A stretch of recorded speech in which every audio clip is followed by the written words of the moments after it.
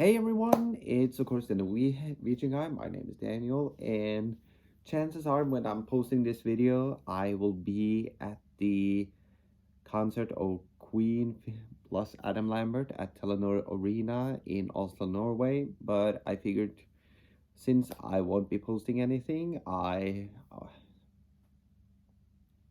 actually, that's not true. I will actually, this video probably will be uploaded while I'm at the concert. So while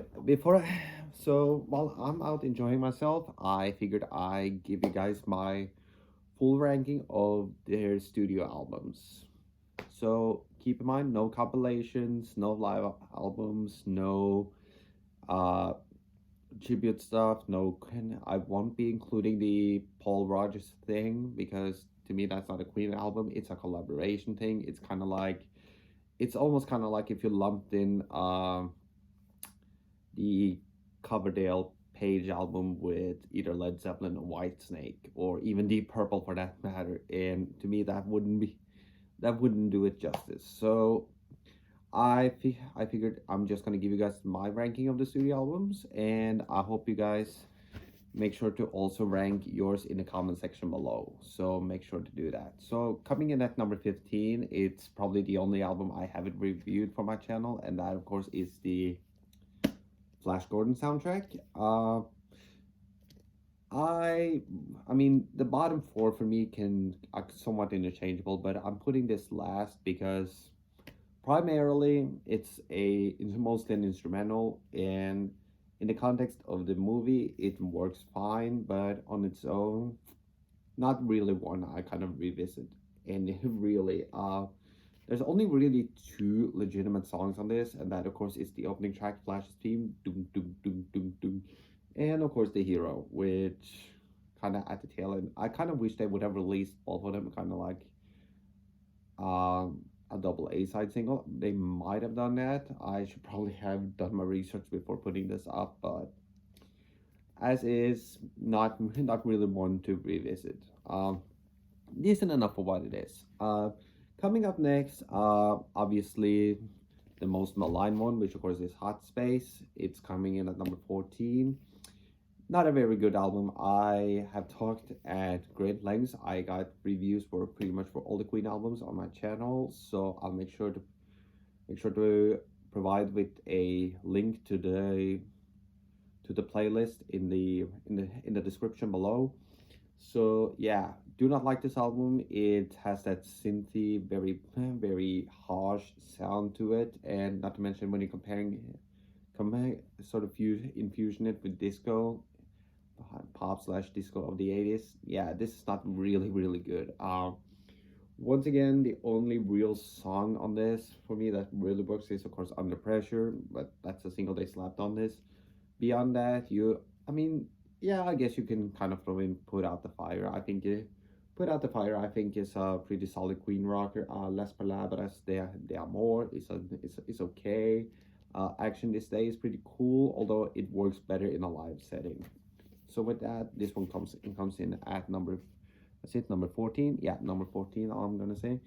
Number 13 is going to be Made in Heaven from 1995. It's the only posthumous album released after Freddie's passing, and once again, it's very bleak, it's very dour. I find this album very depressing and a chore to listen to.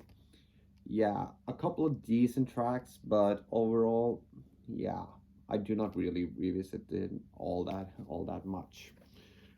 And next one up is I'm gonna go with A Kind of Magic from 1986. Once again, kind of strange and kind of a letdown of an album, especially this is after the fact that this is the one released after the Live Aid appearance the year before. Once again, it's kind of a hodgepodge. You basically got half a soundtrack for Highlander, and you basically got half a Queen album. And instead of end up pleasing both camps, you end up pleasing neither.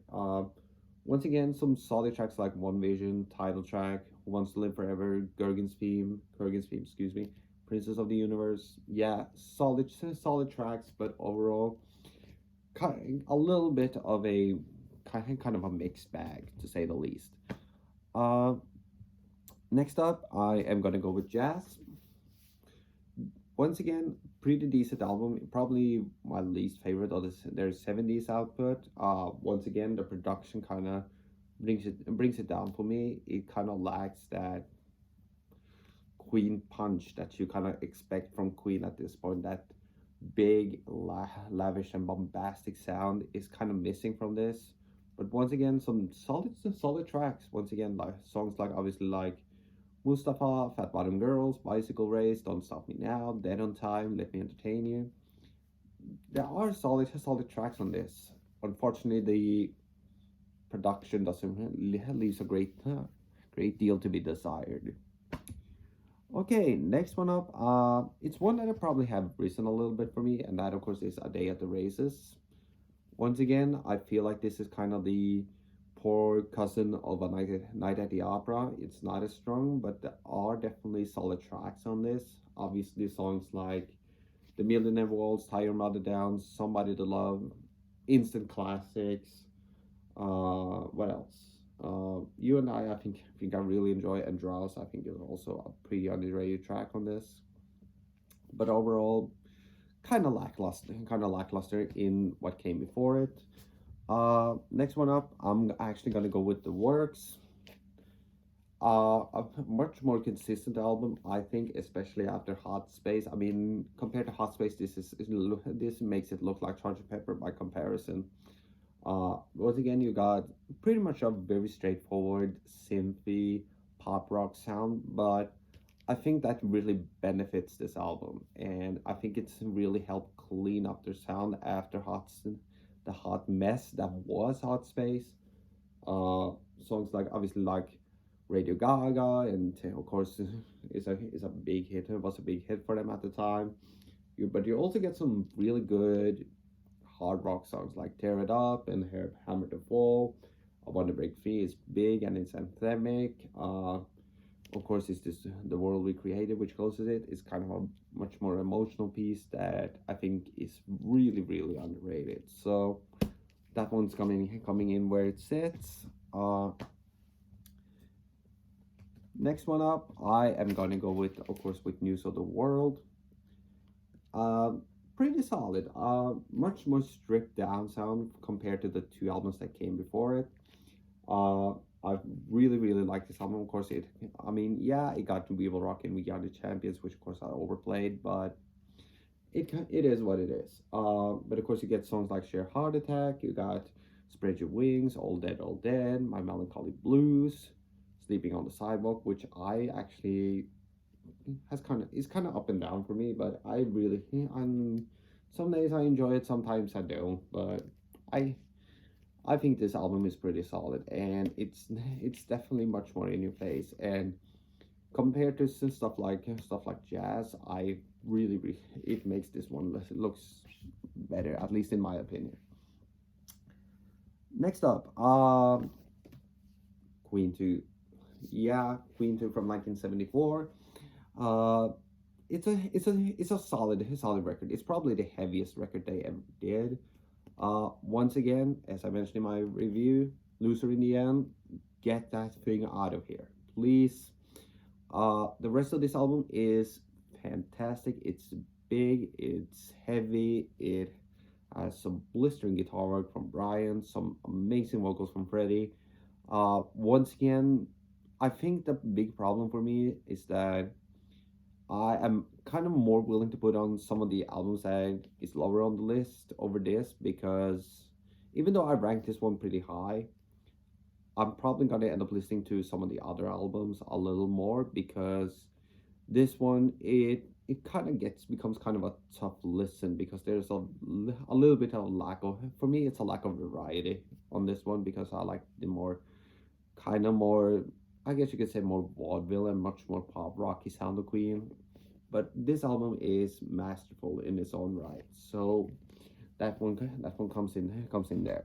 uh Next up, I'm gonna go with the debut. Once again, it's probably the greatest debut nobody really has ever heard of, because there's no big hits on this. And oh, by the way, some of the standout tracks, by the way, for Queen 2, I should probably mention, are songs like obviously like March of the Black Queen, Ogre Battle, Father to Son, absolutely amazing. White Queen as it began is gorgeous. Yeah, some really, really, so those have some really, really great songs on it. But back to this. Obviously, Keep Yourself Alive. It's one of the great Queen songs for me. Great King Rat, Son and Daughter, heavy and blistering, liar, big anthemic, and gives you a sign of what's to come. So that one comes in next. Okay, next up I have The Game. Once again, it's a great album. I mean, kind of spotty in some parts, but I think the overall quality of it is pretty consistent throughout. Obviously, songs like Play the Game and Dragon Attack and Another One Bites the Dust, which of course I never need to hear again.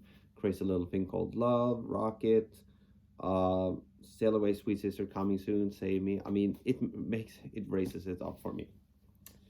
Okay, now we're down to the bottom. 2, 3, yeah, we are at the top 5, I guess. No, it's a top 5. Yeah, we actually went into top 5 with The Game. So coming in at number 4, and I'm probably gonna get some flack for this, but The Miracle. Sorry.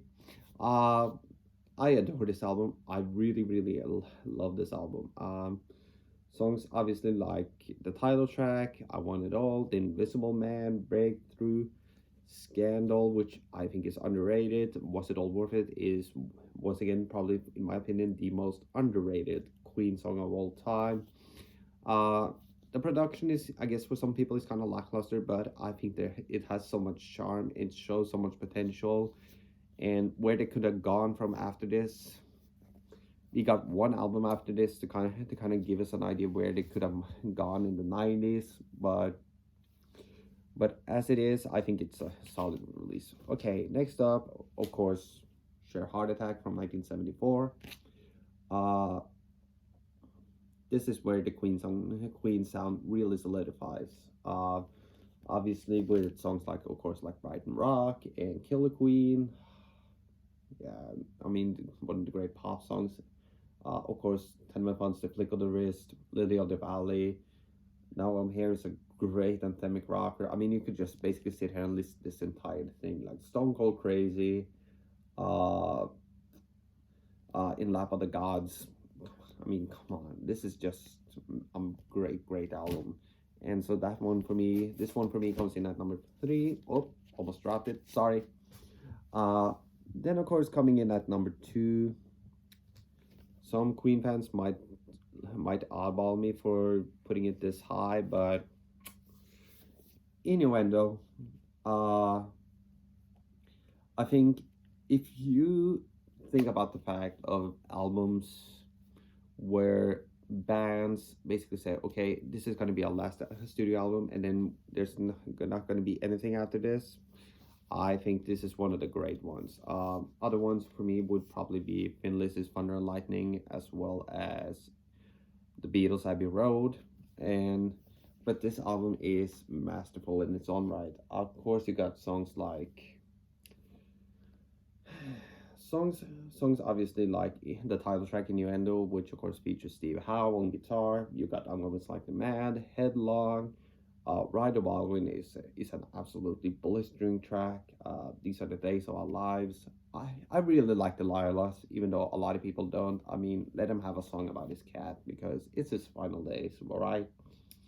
And of course, you got songs like The Hitman, and of course, the masterful, bombastic Queen song that only Queen can do, which of course is The Show Must Go On. So it's the perfect closer for them. But of course, coming in at number 1, to no surprise, is going to be A Night at the Opera. One of the great hard rock albums of all time, one of the greatest albums of the 1970s. Obviously, if you take out the fact that it got Bohemian Rhapsody on it, you got songs like Death on Two Legs, you have, what else? Death on Two Legs, I'm in Love with My Car, You're My Best Friend, 39, the Prophet song, ladies and gentlemen, the Prophet song. And of course, yeah, you got Bohemian Rhapsody. So that one for me comes in at number 1. So just a quick recap here. You have number 1 is A Night at the Opera. Number 2, Innuendo. Number 3, Sheer Heart Attack. Number 4, The Miracle. Number 5, The Game. Number 6, the Queen self-titled debut. Number 7 is, of course, Queen 2. Number 8, News of the World. Number 9, The Works. Number 10, A Day at the Races. Number 11, Jazz. Number 12, A Kind of Magic. Number 13, if I can only grab it, is, of course, It's Made in Heaven. Number 14, Hot Space. And number 15 is Flash Gordon, the soundtrack for Flash Gordon, I should say. And let me just stack it up there real quick. So with that, I'm gonna head out. So make sure to like, comment, subscribe, and make sure to click that notification button, as well as give me a thumbs up, and make sure to share this video so that way we can get more people into this community. And of course, in the comment section, make sure that we keep a civil conversation. Tell me why you like the album, why you don't like these albums. Rank them however you want to rank them. So with that, I'm gonna buzz out. So make sure to just I almost forgot this. You need to share this. You need to share this so that way we can get a greater community in this, because you know what? The more the merrier.